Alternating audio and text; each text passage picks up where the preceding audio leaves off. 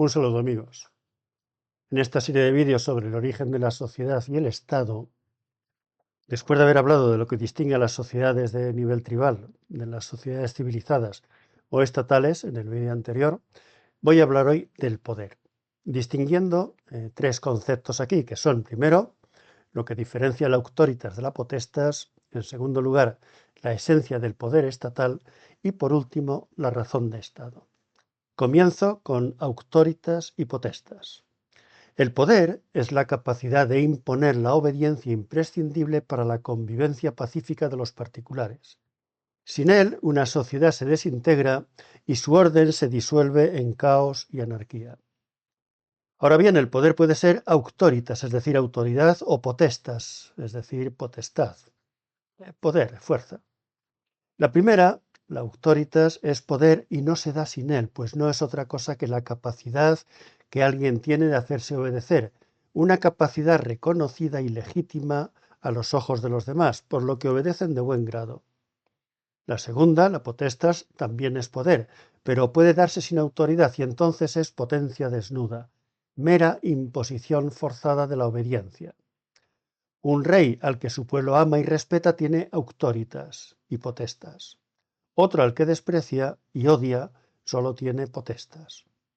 La potestas no emana del sujeto que ostenta un cargo público, sea este un individuo o un grupo, sino del cargo mismo. La auctoritas, por el contrario, es el prestigio que emana de la propia personalidad del grupo o individuo, en la que se contiene la legitimidad del poder detentado por él. No en vano, auctoritas es un vocablo que procede de autor, que denota al que es autor y no actor del personaje político por él representado. El que posee auctoritas es alguien que está por encima de los demás en carisma, prestigio, excelencia, conocimiento, conducta o saber. A él se acude en busca de consejo, consilium, y a él pertenece por ello el poder político socialmente reconocido, la legitimidad en la imposición de la obediencia. Todo poder que empieza siendo potestas busca ser también auctoritas. A todo poder le es imprescindible legitimarse con el fin de obtener la obediencia de buen grado y no por la fuerza. Este es seguramente el problema más importante al que se enfrenta la filosofía política. En segundo lugar, hablo de la esencia del poder estatal. El hombre, decía Aristóteles, es un animal político. Su naturaleza comprende la animalidad, pero quedaría incompleta si se redujera solo a ella. Le es necesario completarse con la polis, el Estado. Hay también animales sociales, como las hormigas y las abejas. Han existido sociedades humanas sin Estado, cuyos hombres hubieron de vivir en un estado cercano al del animal. Siguiendo la tesis aristotélica, no pudieron ser hombres completos. Luego, la idea de hombre, el ser plenamente humano, se cumple únicamente en la historia, en las sociedades políticas dotadas de Estado. Una tesis semejante mantiene también Hegel, para quien el Estado es la libertad concreta, la libertad hecha realidad. Menciono una cita de Aristóteles extraída de su libro La Política, que dice así: así, el Estado procede siempre de la naturaleza, lo mismo que las primeras asociaciones, cuyo fin último es aquel, porque la naturaleza de una cosa es precisamente su fin, y lo que es cada uno de los seres, cuando ha alcanzado su completo desenvolvimiento, se dice que es su naturaleza propia, ya se trate de un hombre, de un caballo o de una familia. Puede añadirse que este destino y este fin de los seres es para los mismos el primero de los bienes, y bastarse a sí mismos es a la vez un fin y una felicidad, de donde se concluye evidentemente que el Estado es un hecho natural, que el hombre es un ser naturalmente sociable y que el que vive fuera de la sociedad por organización y no por efecto del azar es ciertamente un ser degradado o un ser superior a la especie humana. A él pueden aplicarse aquellas palabras de Homero: sin familia, sin leyes, sin hogar. El hombre que fuese por naturaleza tal como lo pinta el poeta, solo respiraría guerra, porque sería incapaz de unirse con nadie, como sucede a las aves de rapiña. Hasta aquí lo que dice Aristóteles en La Política. El Estado consta de los tres factores materiales siguientes. Primero, el gobierno o autoridad pública oficial, que está compuesto por los cargos públicos oficiales detentadores del poder sobre la sociedad. El derecho al control de la fuerza y a la imposición de la obediencia, a la potestas y la auctoritas, que habían sido propiedad preferencial de los grupos familiares en las sociedades de la prehistoria, pasan a ser privativos del Estado, por lo que nadie está facultado para hacer uso de ellos. Él vincula las voluntades de los súbditos. Segundo, el pueblo, o masa de los súbditos, que empieza a existir necesariamente en cuanto un sector de la sociedad, el gobierno, detenta el monopolio del poder. Es la ciudadanía, definida por un conjunto de derechos y deberes regulados por el derecho, y obligada a prestar obediencia independientemente de su origen. Y tercero, el territorio, que comprende la tierra firme y las aguas que caen dentro de los límites estatales, así como el espacio aéreo que lo cubre y el subsuelo. La sociedad en general, objeto del dominio gubernamental, se divide territorialmente en regiones, provincias, circunscripciones, condados, municipios, etc. Las sociedades prehistóricas se basaron principalmente en el parentesco, las históricas en el territorio. No quiere esto decir que las tribus no ocupen y defiendan territorios definidos, sino que las sociedades estatales habitan un espacio que está dominado por un poder soberano. La sociedad se definió como territorio en cuanto apareció el Estado. De hecho, el Estado se organiza en entidades territoriales gobernadas por autoridades públicas y no en agrupaciones de individuos bajo un patriarca, como en el Antiguo Testamento. Se dice, por ejemplo, que Atila es rey de los hunos y que Carlos III es rey de España. Esa es la diferencia. La soberanía se ejerce directamente sobre un territorio e indirectamente sobre las personas que lo habitan, al revés de lo que sucede en otras sociedades que carecen de Estado. Sobre el pueblo que habita un territorio hay un único soberano, un conjunto de instituciones gubernamentales que no reconocen ningún poder por encima de sí. No otra cosa es el monopolio de la fuerza en que Max Weber veía el carácter esencial del Estado.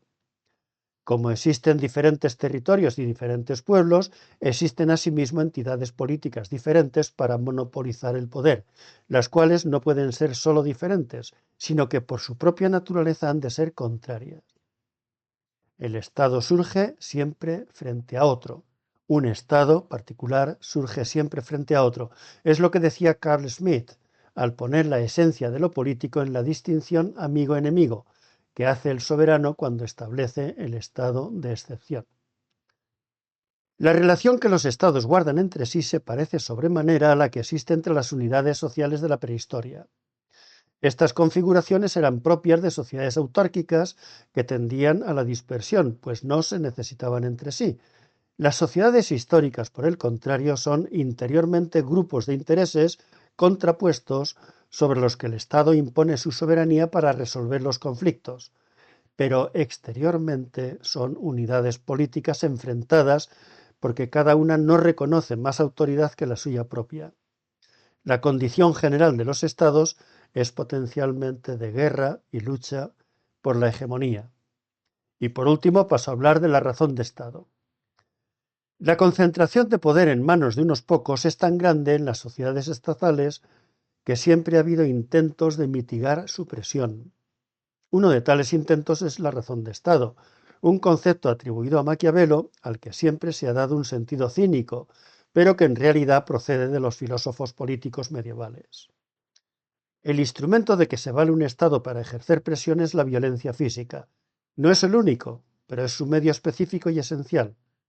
Las demás asociaciones, ejército, policía, etc., hacen uso legal de la violencia en la medida en que el Estado se lo permita o se lo ordene.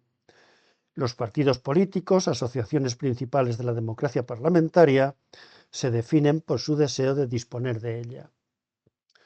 La violencia estatal es legítima, por lo que debe ser posible justificarla apoyándose en alguna razón convincente que unos ponen en el bien común, otros en la seguridad y protección de todos, etc. Los escolásticos medievales, que habían recogido sus conceptos más importantes de la filosofía griega y latina, trataron de justificar la dominación política recurriendo a una norma trascendente, la salvación del género humano. Toda legitimación del Estado es desde entonces herencia más o menos directa de la soteriología cristiana. Maquiavelo y Spinoza no necesitaron recurrir a justificación alguna para comprender la esencia del Estado, porque vieron en él simplemente la plasmación de una violencia que todos obedecen por miedo. Por este motivo deben ser catalogados ambos como filósofos políticos ateos. El resto de las teorías políticas han tratado siempre de justificarlo. En ellas, pues, el Estado siempre ha tenido razón y ha estado siempre asistido por la justicia para generar los mandatos que todos han de obedecer. Tales teorías justificadoras de la violencia estatal han tenido su primera fuente en la Iglesia medieval y su promesa de salvación del género humano, como queda dicho. Más tarde, cuando el Estado moderno ocupó el lugar de la Iglesia, se presentó a sí mismo como instancia que define lo justo y lo injusto. Pero habiéndose abandonado los principios morales de la Edad Media, hubo que salvar el contraste entre lo legal y lo legítimo. Los filósofos laicos propusieron los sistemas de valores de la Ilustración y las ideologías del siglo XIX. Durante un tiempo fueron seguidos de cerca por la acción política, pero con el advenimiento de la democracia de masas y la patrimonialización del Estado por los partidos políticos, los filósofos han sido reemplazados por la opinión pública. Y hasta aquí llega cuanto quería decir hoy sobre el poder. Les espero en el siguiente vídeo, donde hablaré de las principales teorías políticas. Hasta entonces, amigos, un saludo cordial.